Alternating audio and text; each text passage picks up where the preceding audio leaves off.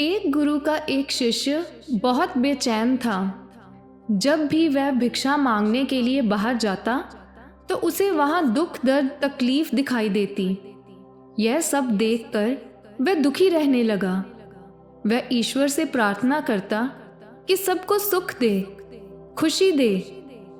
एक दिन उसके मन में ख्याल आया, क्यों इस दुनिया को बनाने वाले ने इन सबको दुख दिया है? क्यों नहीं वह सबको सुख दे देता? यही सवाल लेकर वह अपने गुरु के पास पहुंचा और कहा, गुरुदेव, यह दुनिया इतनी दुखी क्यों है? क्यों चारों ओर दुख ही दुख है? यह दुनिया बनाने वाला क्यों नहीं इन सबको सुख और खुशियां दे देता? मैं बहुत दुखी हूँ इन सबका दुख देखकर। मैं जब भिक्षा मांगने जाता हूँ तो मुझे वहाँ दुख और दर्द के अलावा कुछ और दिखाई नहीं देता। हर कोई बेचैन है, हर कोई परेशान है। गुरु ने कहा, इन सबको सुख ही दिया गया है, पर इन्हें अपना सुख दिखाई ही नहीं देता। इसमें कोई क्या कर सकता है? शिष्य ने कहा, गुरुदेव, अगर सुख होगा तो सुख दिखाई देगा, और अगर दुख होगा तो दुख दिखाई देगा। सुख दुख कैसे बन सकता है? दुख है तभी तो लोग दुखी और बेचैन हैं। गुरु मुस्कुराए और कहा, मैं जानता हूं कि तुम एक बहुत अच्छे मूर्तिकार हो। तुम एक काम करो, इन लोगों की खुशी के लिए, इन लोगों के सुख के लिए एक ऐसी मूर्ति बनाओ जिसे देखकर ये सारे अपना दुख भूल जाएं, चाहे थोड़ी देर के लिए ही सही। शिष्य ने कहा, ठीक है गुरुदेव, मैं ऐसी मूर्ति बनाऊंगा जिसे अगर कोई देखे तो वह अपने दुख और दर्द भूलकर खुश हो जाए। शिष्य ने 1 महीने तक उस मूर्ति पर काम किया। वह दिन रात उस मूर्ति को तराशता रहा।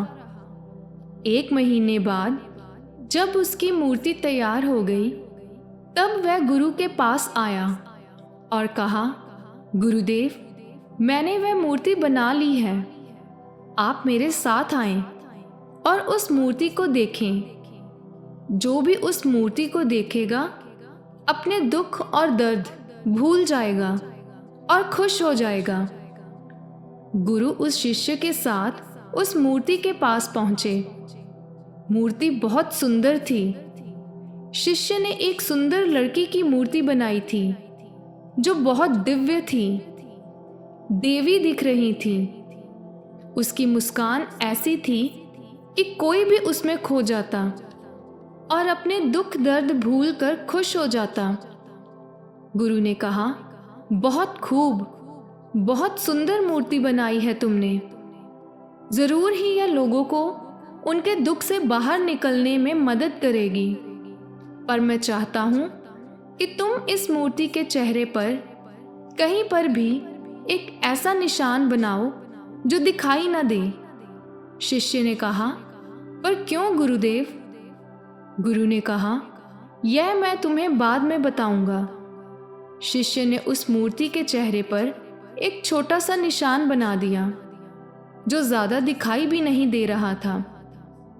गुरु ने कहा, बहुत अच्छे, अब इस मूर्ति को गांव के बाहर रख देते हैं। उस मूर्ति को गांव के बाहर रख दिया गया और गुरु शिष्य कुछ दूर जाकर खड़े हो गए। गांव वाले उस रास्ते से निकलने लगे। जो भी उस मूर्ति को देखता वह दुखी हो जाता। एक व्यक्ति उस मूर्ति को देख रहा था। उसने बड़े ध्यान से मूर्ति को देखा, फिर अफसोस करता हुआ आगे बढ़ गया। रास्ते में गुरु और शिष्य ने उसे रोका। गुरु ने कहा, तुम बड़े दुखी दिखाई दे रहे हो, क्या हुआ? व्यक्ति ने कहा, वहां एक मूर्ति रखी है, बड़ी सुंदर मूर्ति है, ऐसी कि देखो तो देखते ही रह जाओ, पर अफसोस उसमें कमी है। मूर्तिकार ठीक नहीं था, उसने मूर्ति के चेहरे पर एक निशान छोड़ दिया है, इसलिए मैं दुखी हूँ। काश वह निशान नहीं होता तो कितनी सुंदर मूर्ति होती। शिष्य ने कहा, पर वह निशान दिखाई भी नहीं दे रहा, तुमने कैसे देख लिया? व्यक्ति ने कहा, क्या बात करते हो? मेरी तो पहली नजर उस निशान पर ही पड़ी थी। यह कहकर वह व्यक्ति आगे चला गया। एक दूसरा व्यक्ति उस मूर्ति को देख रहा था। वह भी बहुत दुखी होता हुआ आगे बढ़ गया। गुरु और शिष्य ने उस व्यक्ति को भी रोका और उससे पूछा, क्या हुआ? तुम इतने दुखी क्यों लग रहे हो? उस व्यक्ति ने कहा, वहाँ एक बहुत सुंदर मूर्ति रखी है, पर मूर्तिकार बहुत ही बेकार आदमी था। मूर्ति के चेहरे पर एक निशान छोड़ दिया, जिसने मेरा मन खराब कर दिया। शिष्य ने कहा, पर वह निशान तो दिखाई भी नहीं दे रहा है, तुमने कैसे देख लिया? उस व्यक्ति ने कहा, अरे क्या बात करते हो, मुझे तो पूरी मूर्ति में वह निशान ही दिखाई पड़ा है। शिष्य ने कहा, क्या तुम इस निशान को छोड़कर पूरी मूर्ति नहीं देख सकते? क्या हुआ अगर उसमें एक छोटा सा निशान है? बाकी मूर्ति तो अच्छी है ना? व्यक्ति ने कहा, हाँ, मूर्ति तो दिव्य है। अगर उसमें वह निशान नहीं होता, बस इसलिए मैं दुखी हूँ। धीरे धीरे सभी गांव वालों ने वह मूर्ति देखी और सभी दुखी हो गए। आखिर में राजा भी वहां से अपने घोड़े पर से निकला। उस मूर्ति को देखकर वह हैरान था। इतनी सुंदर मूर्ति रास्ते में कैसे खड़ी है? इसे तो महल में होना चाहिए था।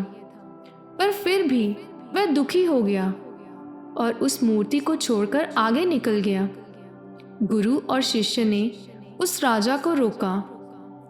गुरु ने राजा से पूछा, महाराज, आप दुखी क्यों हैं? क्या वह मूर्ति सुंदर नहीं है? राजा ने कहा, मूर्ति तो दिव्य है, पर वह निशान जो मूर्ति के चेहरे पर है वह सही नहीं है। मूर्तिकार ने बहुत बड़ी गलती कर दी, इसलिए मैं दुखी हूं। काश वहां वह निशान नहीं होता तो यह मूर्ति मेरे महल में होती। यह कहकर राजा भी वहां से चला गया। गुरु और शिष्य दोनों मूर्ति के पास पहुंचे। शिष्य ने बड़े ध्यान से मूर्ति को देखा। मूर्ति बहुत सुंदर थी, उसमें कोई कमी नहीं थी और ना ही वह निशान दिखाई दे रहा था। शिष्य बड़ा हैरान था। उसने गुरु से कहा, गुरुदेव, मूर्ति में तो कोई कमी नहीं है, पूरी मूर्ति दिव्य रूप है। एक छोटा सा निशान ही तो है, और वह भी ऐसा जो दूर से देखो तो दिखाई भी ना दे। बहुत नजदीक आकर देखोगे तब भी ध्यान देने से दिखता है। फिर भी यह सारे लोग इस छोटे से निशान के पीछे ही क्यों पड़े हैं? इन्हें पूरी मूर्ति क्यों नहीं दिख रही? गुरु ने कहा, तुम पूछ रहे थे ना कि दुनिया बनाने वाले ने दुख क्यों दिया?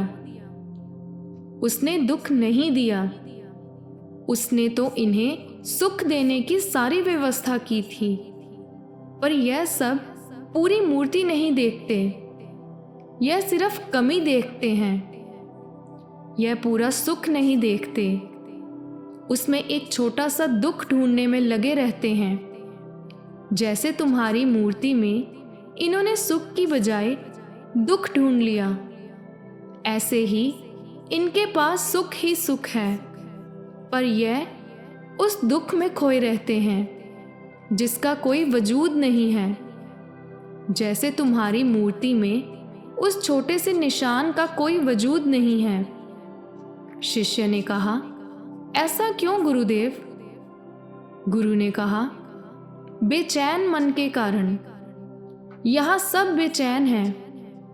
यह कभी भी पूरी मूर्ति देखते ही नहीं हैं। यह कभी भी अपना पूरा सुख देखते ही नहीं हैं। यह देखते हैं छोटी सी कमी यह सुख के बीच दुख देखते हैं। यह सारी दुनिया बड़े सुख को छोड़कर छोटे छोटे दुख को पकड़कर बैठे रहते हैं। वही उनकी जिंदगी और वही उनकी दुनिया है।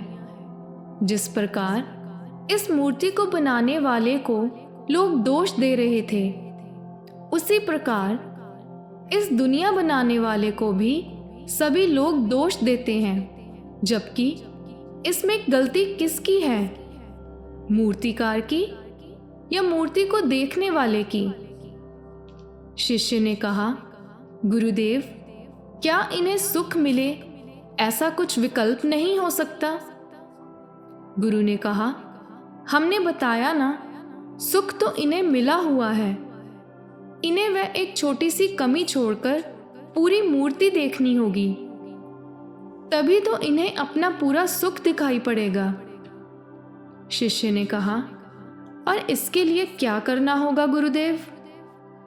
गुरु ने कहा, अपने ध्यान को छोटी सी कमी से हटाकर पूरी मूर्ति पर लगाना होगा, और यह तभी संभव होगा जब वह अपने बेचैन मन से छुटकारा पाने की खुद कोशिश करें, अपनी समझ को बढ़ाएं, ध्यान करें, और ध्यान से मन की बेचैनी कम होती है और शांत मन पूरी मूर्ति देख सकता है। एक छोटी सी कमी नहीं, सिर्फ बेचैन मन ही कमियों को ढूंढता है और दुखी रहता है। शिष्य ने कहा, मैं आपकी बात समझ गया हूं गुरुदेव। तो दोस्तों, इस कहानी से हमें यह शिक्षा मिलती है कि हमें भी उस दुनिया बनाने वाले ने अपार सुख दिए हैं, पर हम लोग उन सब सुखों को छोड़कर सिर्फ अपने छोटे से बिना किसी वजूद के दुखों पर ज़्यादा ध्यान देते हैं और दुखी रहते हैं। हमें भी अपने सुखों पर ध्यान देना चाहिए और खुश रहना चाहिए। अगर आज की कहानी आपको पसंद आई हो तो चैनल को सब्सक्राइब, वीडियो को लाइक और शेयर ज़रूर करें। धन्यवाद।